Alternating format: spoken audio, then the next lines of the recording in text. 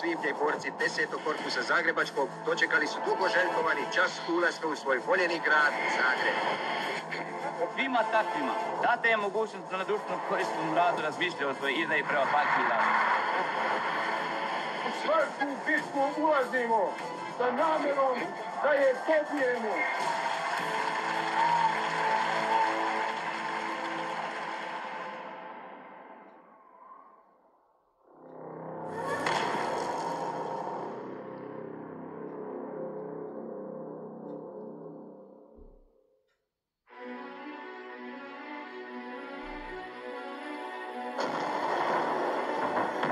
Travanj 1917. Prvi svjetski rat bliži se kraju. U Rusiji je ukinuta monarhija, a uspostavljena dvojna vlast, Sovjeta i privremene vlade. Zemljom vladaju glad i kaos. U travnju se iz progonstva iz Švicarske vlakom u Rusiju vraća pravnik Vladimir Iljič Lenjin, sovjetski revolucionar.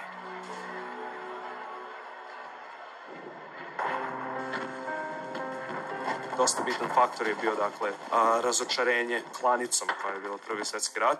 Mislim, socijalna i ekonomska situacija je bila katastrofalna još do Prvog svjetskog rata. Dakle, i radništvo i seljaštvo osjeća ogroman socijalni pritisak u tom vremenu i on se zapravo još pre Prvog svjetskog rata manifestuje kroz raznorazne revolucije. Dakle, tu je Prva ruska revolucija 1905. godine, tu je Mladoturska revolucija 1908. Godinu dana kasnije revolucija u Persiji. Kina zatim doživjela svoju revoluciju.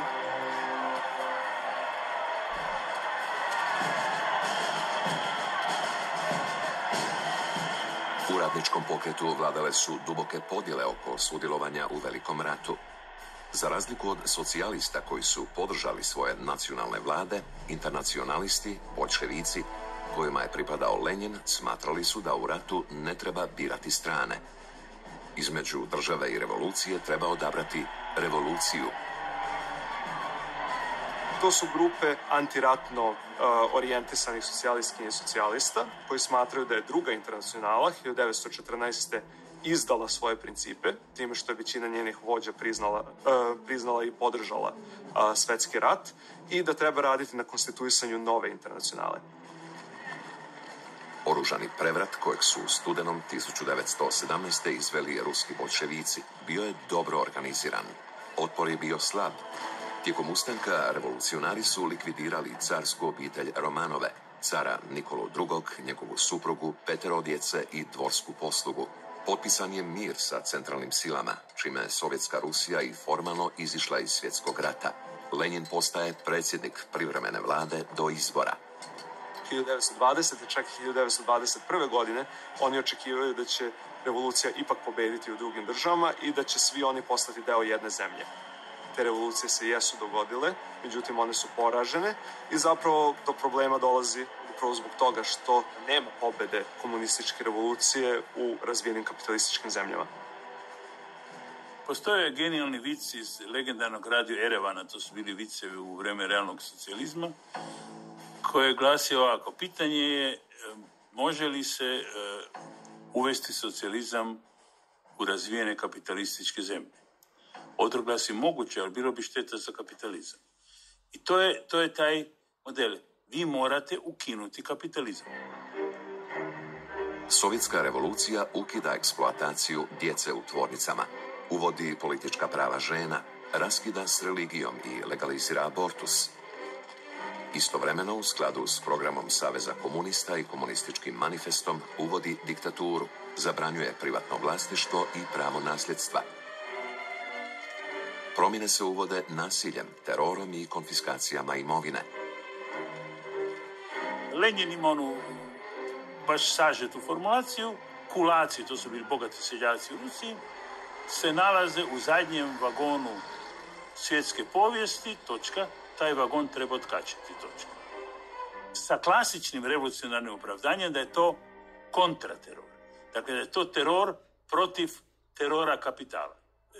Žao mi je, 5.000, 10.000, 100.000 ljudi će morati biti, recimo tako, eksterminirano da bi se povijesni napredak ostvario.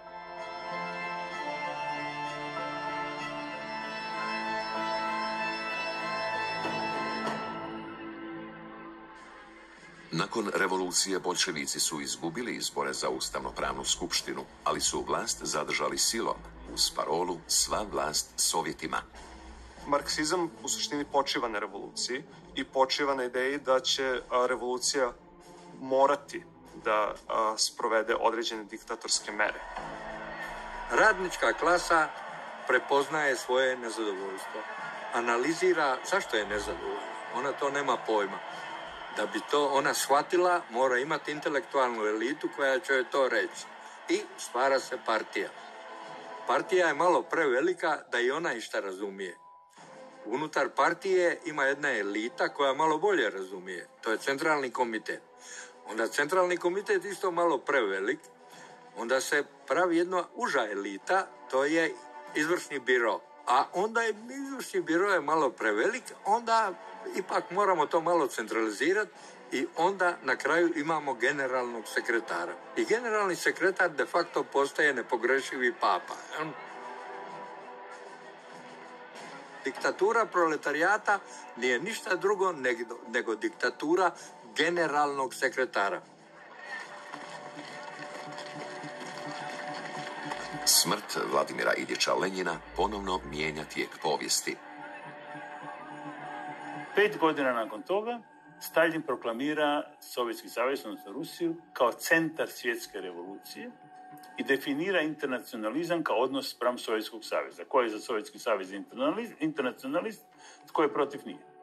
Komunistička internacionala ili Kominterna je bila međunarodna organizacija koja je cilj bio sprovođenje i ostvarivanje svetske revolucije. Ona je zapravo bila naslednica prve i druge internacionale, jer je marksističko shvatanje bilo da kapitalizam kao globalni sistem i ne može biti pobeđen drugačije nego na globalnom nivou.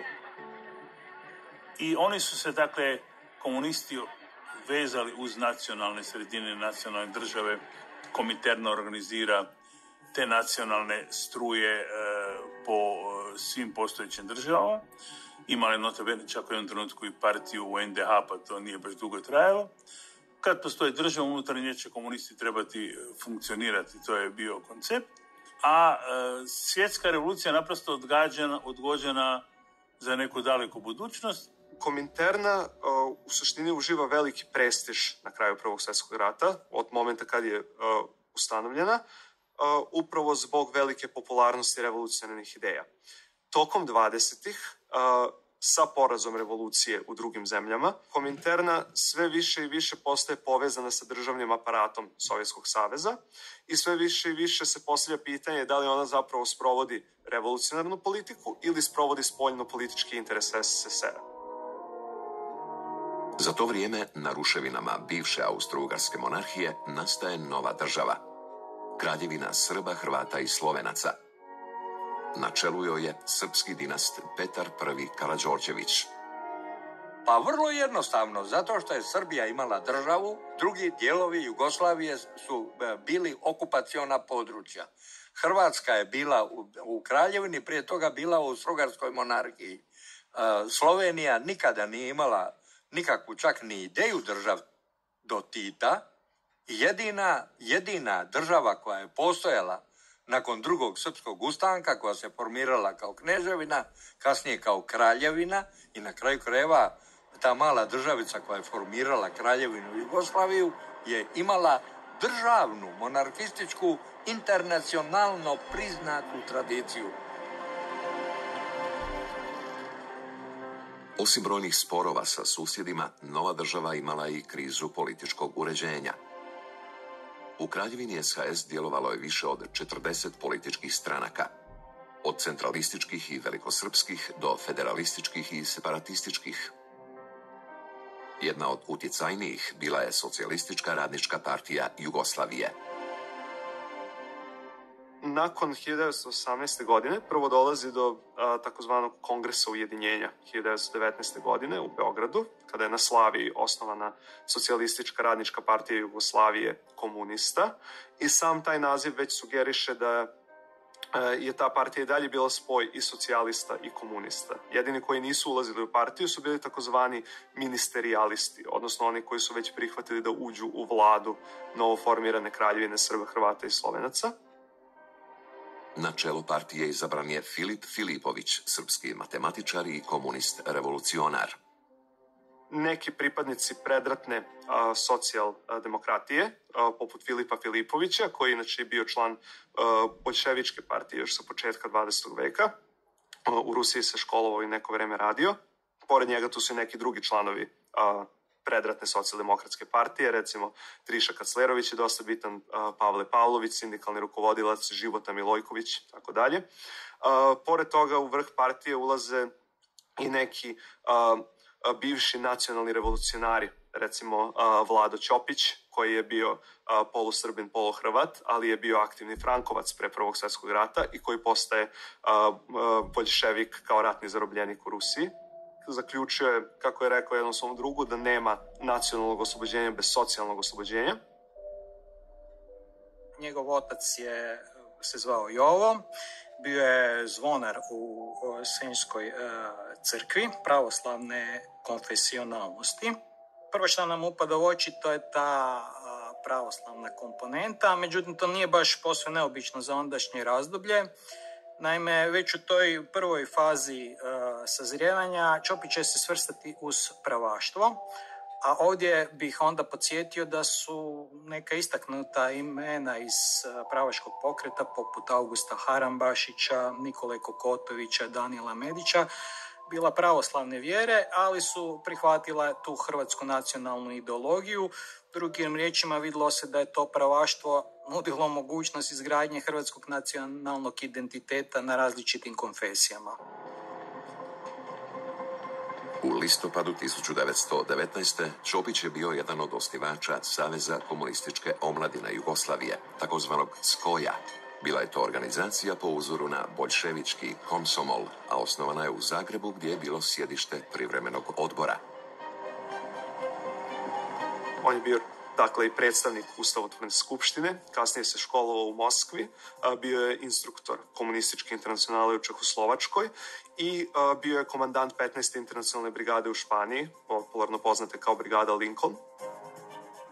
On je zapravo bio najviše rangirani Jugosloven među interbrigadama, a došao je na čelo 15. interbrigade, pre svega zato što je već imao vojničko iskustvo i zato što je bio poprilično sposoban komandant. Zajedno studira sa nekim imenima koji će kasnije imati vrlo bitnu ulogu u hrvatskoj politici. Neprijeporno njegov vrlo bliski prijatelj tada postaje Mile Budak. Braćo Ustaše, želio sam da se u ovim časovima pogledamo oči u oči. Mnogi nacionalni revolucionari 1918. godine postaju komunisti, 17. 18. 19. čak i kasnije. I možda čak najviše u Hrvatskoj, gde od te nacionalno-revolucionarne omladine, tako reći, imamo Ivana Krndelja, imamo Vladimira Ćopića, imamo Đuru Cvijića, Augusta Cesarca, samog Krležu. I mi jednostavno imamo činjenicu da Budak, koji je tada član Hrvatske stranke prava, zagrebački odvjetnik, u dvama procesima brani Ćopića. Krleža je rekao da je on isplatio Budaka. Naime, ispada da je Budak bio angažiran od partije da brani njihove članove. U travnju 1920. Kominterna izdaje manifest balkanskim komunistima. Traži autonomiju potlačenih nacija i razbijanje Kraljevine Jugoslavije, koju vodi vlast srbijanske, birokratske i zemljovlasničke oligarhije. Kominterna je bila instrument državne politike Sovjetskog saveza. Sovjetski savez je Kraljevinu SHS, Kraljevinu Jugoslaviju, a i socijalističku Jugoslaviju sve do njenog postojanja posmatrao kao neprijateljsku zemlju. Onako kako su zapadne sile posmatrale novu državu kao sanitarni kordon prema Sovjetskom savezu, tako i Sovjetski savez posmatrao Kraljevinu kao produkt imperialističkog rata. Za njih je prvi svjetski rat bio imperialistički rat, to su bili buržovski ratovi. Kominterna poziva na uključivanje u Federaciju socijalističkih balkanskih sovjetskih republika.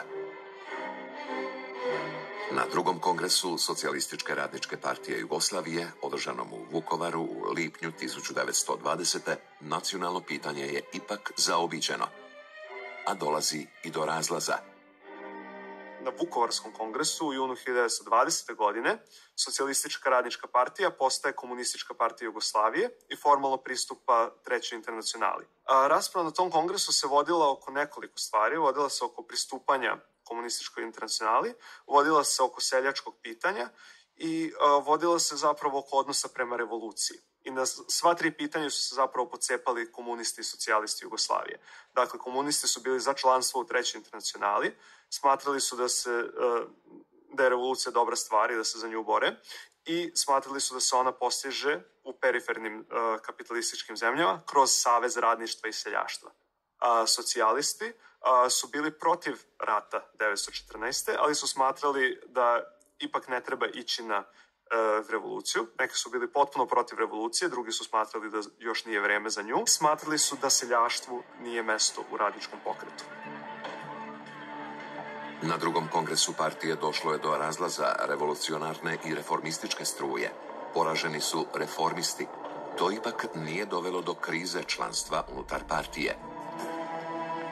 Ta opozicija je isključena u septembru 1920. godine iz sastava Komunističke partije. Drugačije mišljenje ne može da postoji, svako ko izražava drugačije mišljenje, taj je frakcionaš i on bude isključen iz partije.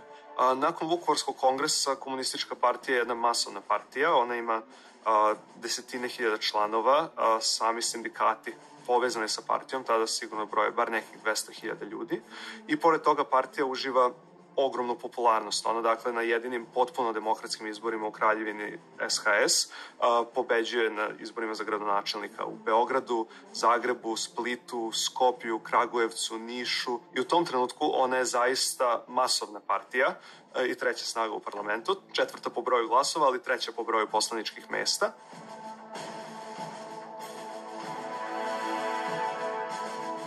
Siromaštvo i posljeratna represija doveli su do rasta popularnosti Komunističke partije. Pod utjecajem Sovjetske revolucije dolazilo je i do socijalnih nemira, poput pobune rudara u takozvanoj Labinskoj republici. Nedugo nakon izbora, naredbom vlade Kraljevine SHS, takozvanom obznanom, zabranjen je rad Komunističke partije Jugoslavije. Uslijedio je žestok odgovor komunista.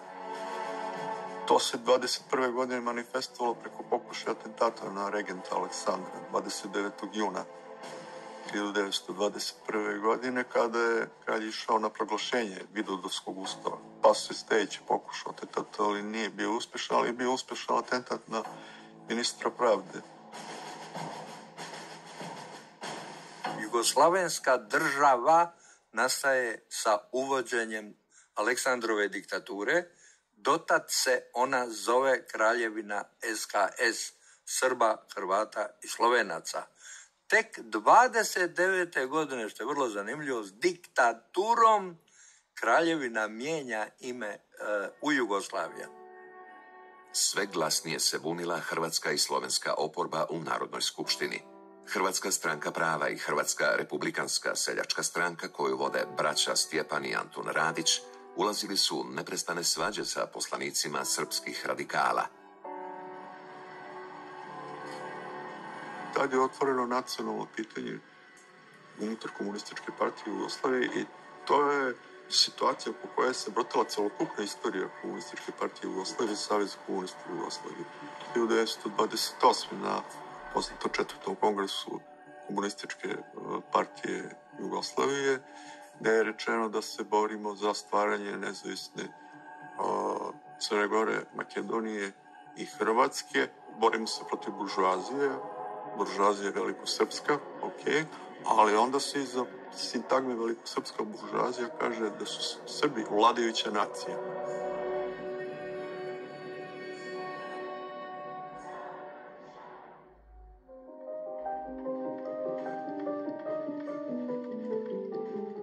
Ubojstvo Stjepana Radića u Narodnoj skupštini pokreće niz događaja koji će u konačnici dovesti do stvaranja ustaškog pokreta kao odgovora na srpski radikalizam.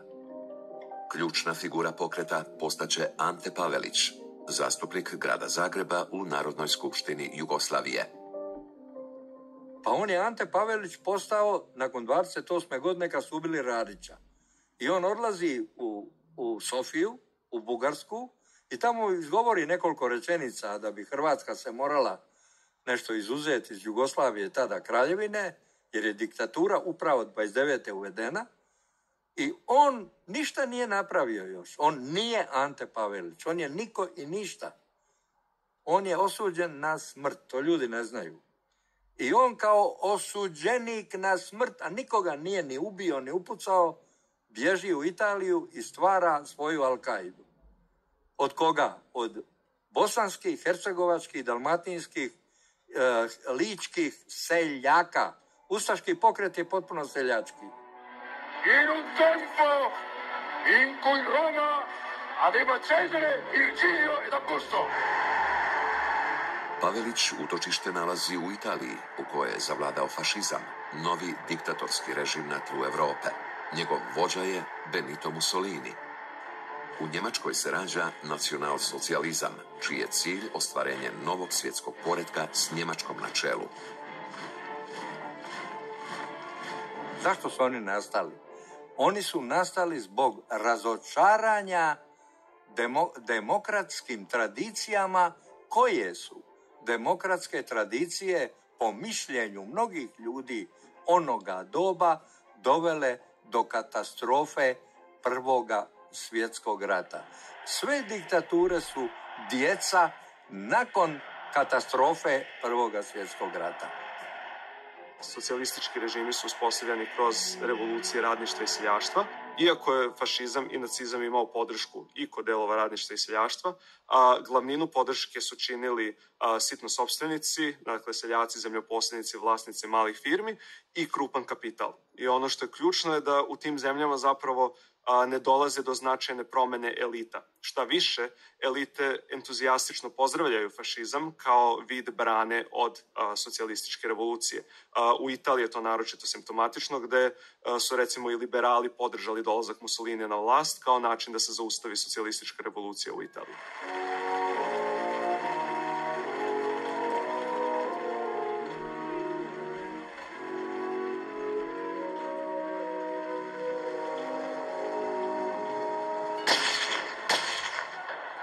Ubojstvo kralja Aleksandra prilikom službenog posjeta Francuskoj 1934. najavilo je razdoblje krvavih nacionalnih obračuna u novom velikom ratu koji se upravo spremao. Atentat su organizirali ustaška i makedonska emigracija. Kad se gleda naša povijest, osobito povijest Drugoga svjetskog rata i prije toga povijest Kraljevine Jugoslavije, Hrvata u tim formacijama i Hrvata u Drugom svjetskom ratu, onda se može vidjeti da ništa od toga nije autonomno.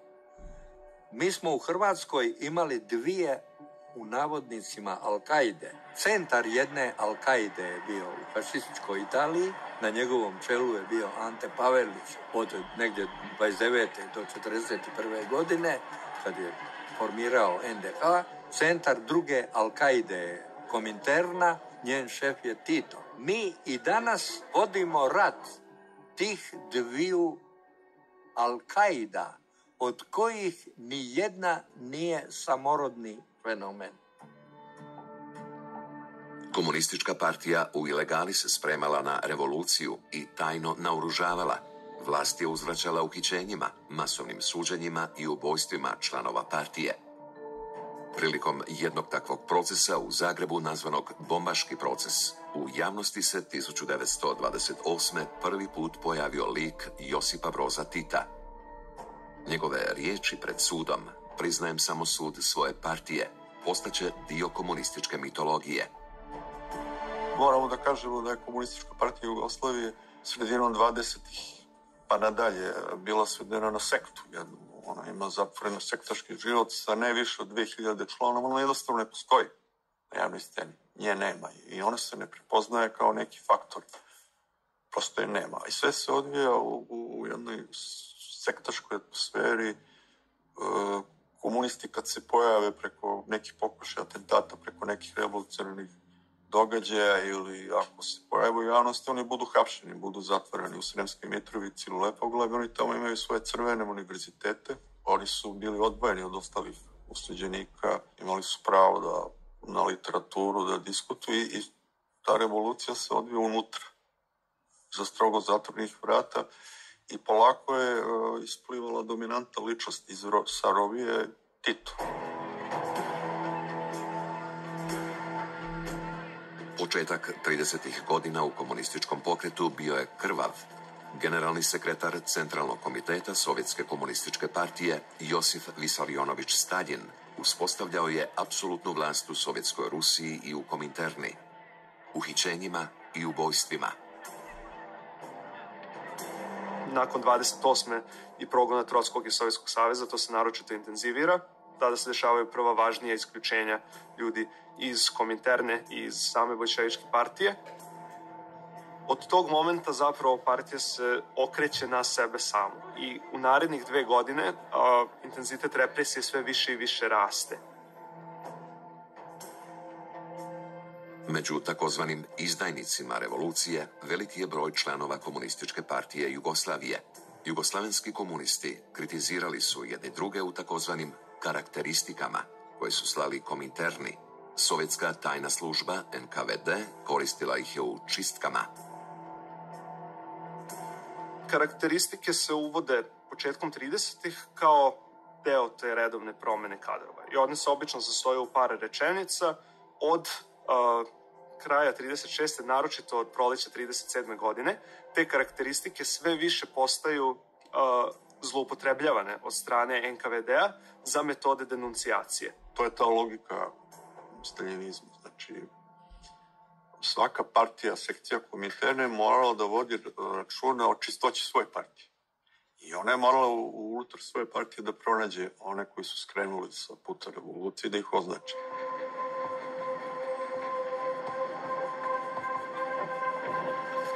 Kriminalizacija drugačijeg mišljenja u bolševičkoj partiji dostiže neki svoj logičan vrhunac 1936. 7. 8. godine i u tom periodu će biti ubijeno oko 700.000 ljudi i to se naravno onda prenosi na komunističku internacionalu. Tako je ubijen dobar deo vodećih kadrova Komunističke partije Jugoslavije, Komunističke partije Nemačke, Mađarske.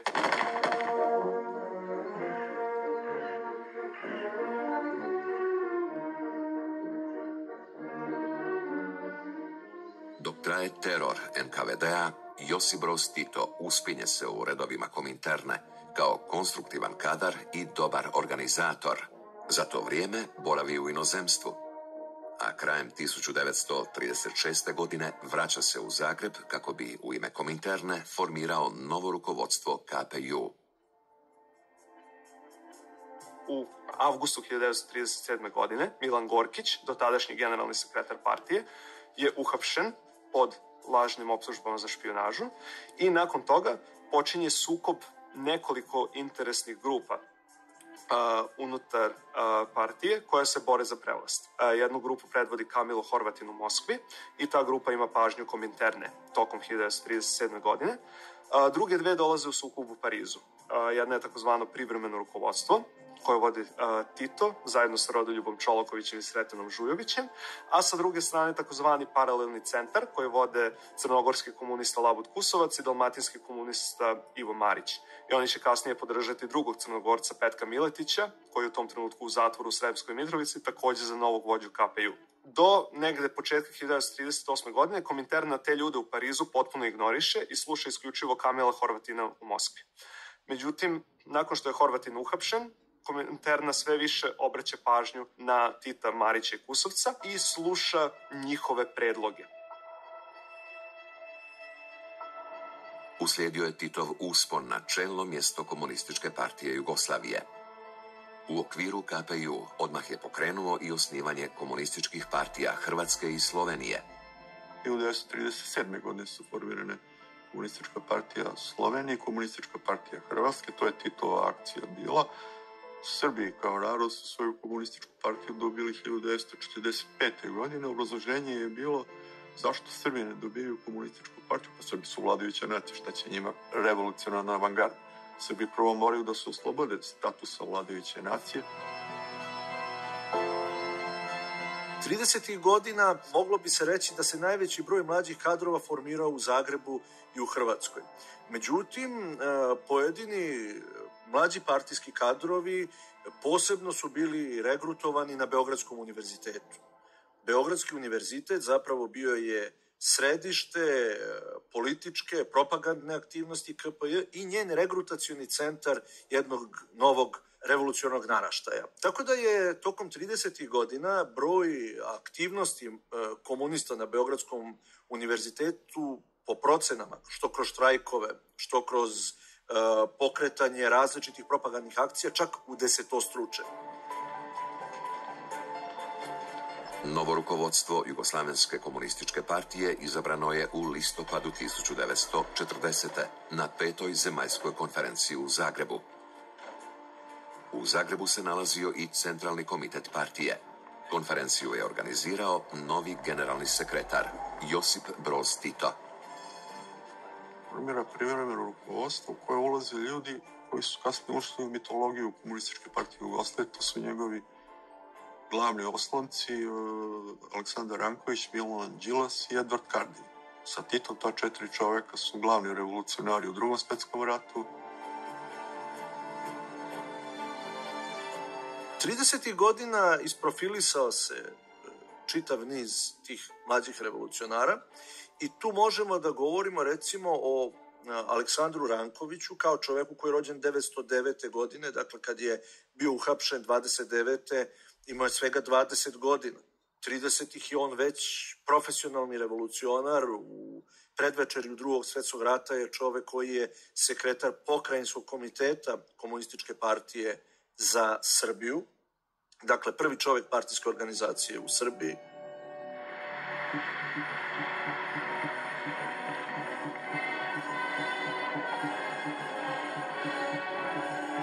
Pakt o nenapadanju, prijateljstvu i podjeli interesnih sfera između Njemačke i Saveza sovjetskih socijalističkih republika ponovno mijenja politiku komunističkog pokreta. Sporazum Ribbentrop-Molotov omogućuje ulazak nacističkih i sovjetskih trupa u Poljsku. Stalin gubi svoj imidž, što bi danas rekli, gubi legitimaciju vođe svjetskog proletarijata. Dovoljno toga da se sovjetska vojska pojavila kao okupacijska sila koja dijeli Poljsku, to je bio težak udarac onomu što je bio neupitni ugled Sovjetskog saveza.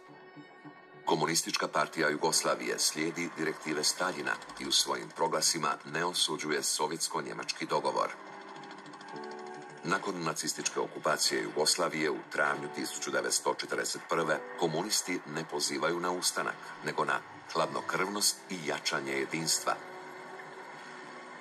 Komunisti od 1939. godine pa sve do samog predvečerja Drugog svjetskog rata u Jugoslaviji, faktički do martovskih događaja, rat karakterišu kao imperijalistički rat. I da stoga taj sukob ne treba da se previše odražava na partiju u Jugoslaviji. Budući da je ona ogranak i produžena ruka Kominterne koja je u Moskvi. Jer oni u prvoj direktivi CK od 15. aprila 1941. godine, dakle ona je prva iz aprilskog rata, a on, podsjećamo, započinje 6. aprila, međutim, u svim martovskim i aprilskim događajima vrh partije se ne oglašava, tek 15. aprila, kad je Beograd već okupiran i uoči kapitulacije vojnog vrha, oni daju instrukciju svojim odborima na terenu kako da se ponašaju i oni otprilike okupaciju smatraju kao jedan logičan ishod loše spoljne i unutrašnje politike Kraljevine Jugoslavije. Kad je na koncu odlučio napasti Sovjetski savez Hitler, ispalo je da je Stalin bio, odnosno sovjetska vojska bila podjednako nepripremljena kao što vjerojatno bila i 1939. Izgleda da je Stalin, to je potpuno nevjerojatno, doista vjerovao taj sporazum.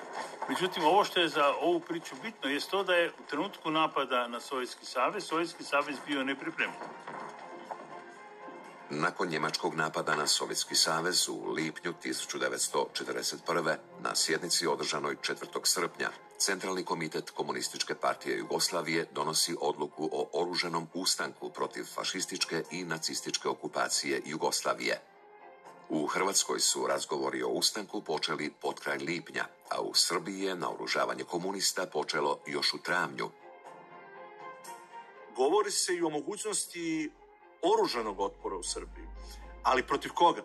Postavlja se pitanje protiv koga. Izgleda da je ova priprema koja podrazumeva naoružavanje članova partije, militarizaciju partije, prijem novih članova u partiju, oni se zapravo bave time od aprila 1941. pa do jula 1941. Takva struktura 1941. pre Barbarose prigrabit će oružje, vojni materijal i vršit će političku pripremu, ali za ustanak, po mom mišljenju, protiv Nedićeve Srbije. Dvije komponente su bile sudbonosne za formiranje Jugoslavije. To je komunistička komponenta, iza koje stoji prije svega Sovjetski savez i svi saveznici Sovjetskog saveza. I s druge strane, to je Srbija sa svojom državnom i monarhističkom tradicijom, ali ona je konkurencija komunističkoj ideji. Hrvatska i njen ustaški pokret tu ne igraju nikakvu ulogu. Tito se nikada nije bojao Hrvatske, on se bojao Srbije. Tito već tada žestoko napada izbegličku vladu u Londonu, napada stare organe vlasti. Svuda gde partizani drže zborove, oni govore protiv kralja i protiv vlasti. I već tada Georgij Dimitrov iz Kominterne signalizira Titu da u suštini komuniste ne hvata revolucionarna vrtoglavica i da ne dopusti takve izlete, budući da zvanična Moskva u to vreme deo antifašističke koalicije ima dobre relacije i sa Londonom i sa izbegličkom vladom Jugoslavije koja se nalazi u Londonu. I onda tada Tito svojim ljudima na terenu kaže da zaborave na stvaranje revolucionarnih komiteta, da zaborave na obračun sa unutrašnjim neprijateljem i da, o tome su sačuvane instrukcije iz avgusta 1941. okružnom rukovodstvu u Nišu i u Šapcu, da u prvi red dolazi oslobodilačka borba, a da će se kasnije komunisti baviti onim pitanjima kojim su se bavili pre rata.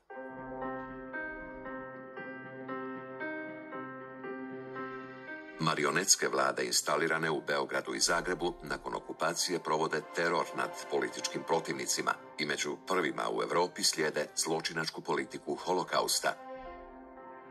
Rat na prostoru Jugoslavije postaje povod za masovne etničke obračune i zločine.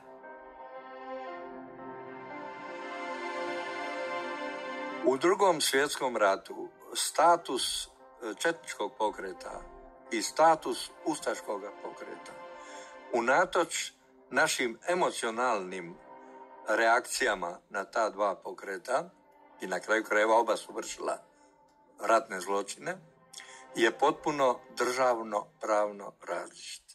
Četnički pokret i Draža Mihajlović, koji je legalni ministar izbjegličke vlade, ministar vojske, on je legalni ministar kojega priznaju i Sovjetski savez i zapadni saveznici do samoga kraja rata. Ustaški pokret i Ante Pavelić državno pravno nisu nikada međunarodno priznati. Njih su priznali samo prije svega nacionalsocijalistička Njemačka i fašistička Italija i njihovi saveznici. Oni nisu imali međunarodno priznanje. Budući da su oba pokreta, a na kraju krajeva i partizanski pokret, vršili zločine na ovom našem malom terenu, jer je on imao i izrazite, ne samo ideološke, nego i jake crte građanskog rata, mi te formacije izjednačavamo emocionalno. One to nisu bile. U nezavisnoj državi Hrvatskoj na političkoj sceni postoje samo dvije nepomirljive i radikalske opcije, ustaški i komunistički pokret. Do rata najutjecajnija Hrvatska seljačka stranka zabranjena je. dakle jedna stranka koja je pokušavala svojom miroljubivom politikom, koja je pokušavala sporazum sa srbijanskim političarima, sa srpskim političarima, sa dvorom postići nekakav sporazum, oni su uspjeli dovesti 39. godine do osnivanja Banovine Hrvatske, ali samim napadom dakle Njemačke, Italije, Bugarske i Mađarske na Jugoslaviju sve se zapravo mijenja iz temelja. Dakle, umjesto jedne organizirane stranke koja je imala najveći utjecaj na političku scenu, na političku pozornicu zapravo nastupaju izuzetno radikalne struje, radikalne stranke. Josip Broz Tito u stvari, kad se prebacuje iz Hrvatske u Srbiju, ne prebacuje se na slobodnu teritoriju. On dolazi u Beograd. I on tek u septembru 1941. godine odlazi u okolinu Valjeva i potom u Užice. Ono što smatram da je u historiografiji često ispušteno, a to je da Tito u prvim danima ustanka smatra da će taj ustanak biti revolucionarna borba. I da će po uzoru na Sovjetski savez taj rat da se vodi u Beogradu. Ne slučajno Tito u velikoj opasnosti po sebe ide i putuje iz Zagreba u Beograd, dokle u zadnji čas dok se još može, kao inženjer Babić, ako mi se ne vara, htijući time naglasiti da hoće Jugoslaviju obnoviti. I onda se u Jugoslaviju ubacuje sadržaj koji će biti socijalistički, jer je trebalo reći tu se više ne radi o seljacima koji brane svoje kuće, nego o proleterima koji djeluju na čitavom teritoriju Jugoslavije i bore se za novu Jugoslaviju. I on zato i sedi u Beogradu prvih mjeseci okupacije, a kao prvu zonu dejstava partizanskih odreda i štab tih odreda, žarište ustanka, predlaže istočnu Srbiju. Jer on smatra da će u stvari doći do sovjetske intervencije vrlo brzo, kao i čitav vrh partije. Dakle, da će Sovjeti vrlo brzo doći na Crno more, u Rumuniju i da će započeti i preneti svoje ofanzivna dejstva i u Jugoslaviju. Zbog revolucionarnog stava, komunistička partija je na početku rata teško pronalazila saveznike na terenu. Početna suradnja komunista s četničkim pokretom Draže Mihajlovića u Srbiji brzo je propala zbog međusobnog nepovjerenja. Druga faza je užička faza, kada Tito stvara revolucionarnu vladu, kada mu iz Moskve ne odobravaju revolucionarnu vladu. Treća će nastupiti kada on bude stvarao proletarske brigade, što mu također nije bilo sugerisano iz Moskve, naprotiv, a gde je Tito smatrao da te proletarske brigade, prva iz decembra 1941. druga iz marta 1942. treba da budu nosioci klasne borbe, klasne svesti i da budu udarna pesnica za borbu protiv unutrašnjeg neprijatelja. Iduća faza bila je politika okupljanja u Narodnu frontu, koja se za komunistički pokret pokazala puno uspješnijom od sektaške revolucionarne. U Hrvatskoj je privukla veći broj žena organiziranih u antifašističku frontu, takozvani AFŽ, kao i veći broj lijevo orijentiranih članova Hrvatske seljačke stranke. Upravo zbog toga što su smatrali kako je komunistička partija nastupala sa politikom Narodne fronte, a ta politika Narodne fronte ima one opće teze o borbi za seljaka, za siromašne, za ravnopravnost naroda, za mir u svijetu i tako dalje, ne znajući da je politika Narodne fronte zapravo samo da to su fraze iza kojih se zapravo skriva komunistička partija sa svojim radikalnim programom. Već od ljeta 1941. u Hrvatskoj zapravo osnovan AFŽ, odnosno antifašistička ženska fronta. Ja mislim da u tom prvom trenutku nije bilo do te mjere naglašen taj komunistički karakter, pogotovo zato što je nekako ideja bila okupiti što je veći broj ljudi. U Hrvatskoj, naravno, to je uvijek bilo povezano uz HSS. Iznimno je važno bilo što će se unutar samog pokreta afirmirati ovaj emancipatorski naboj. Na čelu AFŽ-a bila je Katar Pejnović, jedna od tih majki, hrabrost. Ona je imala tako neki status, heroine toga pokreta. Mislim, naravno, ona je bila seljačkog porijekla, sve onako kako je trebalo. Ali ono što je važno reći, posebno za poslijeratni period, da je velik broj tih žena bio doslovno žene ili supruge ili članice obitelji drugih partijskih lidera.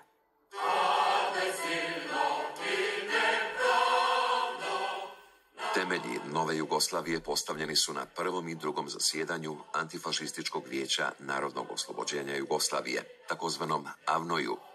Taj svojevrsni ratni parlament donosio je odluke o budućem ustrojstvu Jugoslavije kao demokratske i federativne zajednice naroda. On nije imao legitimitet izbora da nekakvi narodi imaju svoje predstavnike, nego ćete imati takozvani etnički ključ o kojem se ni dan danas dovoljno ne razmišlja. Etnički ili nacionalni ključ je bio u stvari pozicija partije s onu stranu samog poretka koja onda može da, kako bih rekao, da upravlja ovom vrstom jednakosti ili ravnopravnosti između tri naroda. Tako da ravnopravnost naroda biva ostvarena kroz izbor koji partija vrši. Da bi bio prihvaćen od zapadnih saveznika, Tito je u lipnju 1944. morao prihvatiti sporazum s izbjegličkom vladom, koji je vodio hrvatski ban dr. Ivan Šubašić. Time je privremeno napustio revolucionarno stajalište o čelnoj ulozi komunističke partije. Tito je bio sposoban vojni komandant na svome lokalnom području. Na kraju krajeva dobio je rat na tom području.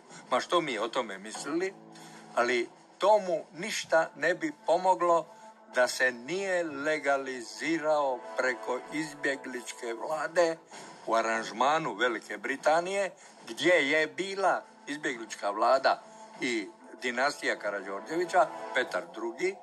Tito postaje premijer izbjegličke vlade. U toj vladi je i Ban Šubašić. Znači on se legalizira, to je paradoks, jedan fantastični. Kao vojni vođa, on je ratni pobjednik. On je već priznat u Teheranu kao ratni pobjednik, ali kao državnik on se legalizira preko izbjegličke vlade, ne kao predsjednik Jugoslavije, nego kao premijer. I on je premijer sve do 51. 52. godine, kad prvi put postaje predsjednik Jugoslavije. To ljudi ne znaju. Znači, Titova legalizacija na međunarodnoj sceni ide preko izbjegličke vlade, preko monarhističke vlade. Josip Broz Tito je negde levitirao između istoka i zapada sa svojom oružanom snagom. Činilo se, pogotovo nakon njegovih kontakata sa savezničkim komandama u Italiji i nakon njegovog susreta sa Churchillom, da se on okreće prema zapadu. I na taj način je, mogli bi čak da kažemo, možda i zavarao Churchill. Međutim, potpuno iznenađujuće za Churchilla, u avgustu 1944. Tito se avionom prebacio u Sovjetski savez i zatražio od Staljina zvanično da učestvuje u borbenim operacijama u Jugoslaviji.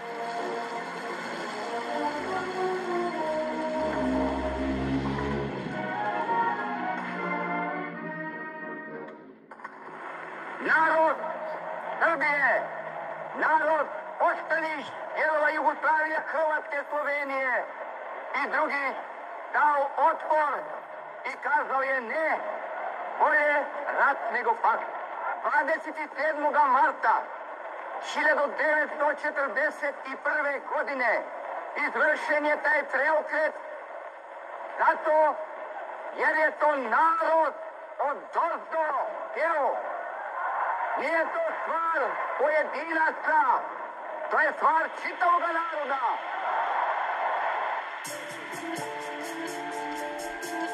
Pobjeda u ratu, teror nad političkim protivnicima i javna suđenja osigurali su pobjedu Komunističke narodne fronte na izborima. Glasalo se ubacivanjem gumenih kuglica u glasačku kutiju. Bili su to prvi i posljednji izbori u Jugoslaviji, koja više nije bila kraljevina, već je postajala Federativna narodna republika. Izlazak je negdje oko 90% i Narodna fronta je dobila oko 90% glasova. vodila se evidencija ko kako glasa, jer se to često i čulo. Bili su zabilježeni slučajevi da vojska znala prolaziti kroz sela u Hrvatskoj i prijetiti tko neće glasati gumenim kuglicama, čeka ga olovna kuglica.